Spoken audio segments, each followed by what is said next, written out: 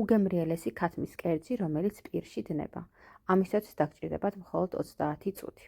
დაგჭირდებათ წითელი და მწვანე ბულგარული წიწაკა, 1 თავი ხახვი და 4 კბილი ნიორი.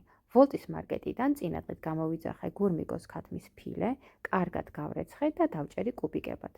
ზედ მოვაყარე სუნელები, რომელიც შეგიძლიათ იხილოთ დაბლა, სიმინდის სახამებელი და გადავურიე ერთმანეთში.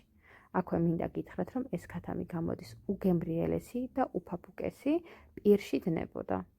რა მოგატყუოთ და ნახევარი კერძი მარტო მე შევჭამე.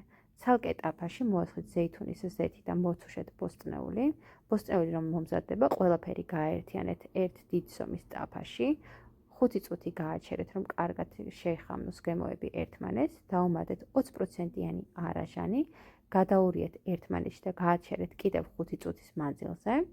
შემდეგ ზედ მოაყარეთ გახეხილი სულგუნი, დაუწიეთ ცეცხლს, დააფარეთ თავსახური, რომ ყველი კარგად გადნეს, გარნირად გვერდზე ძალიან უხდება თეთრი ბრინჯი. გემრიელად მიირთვით!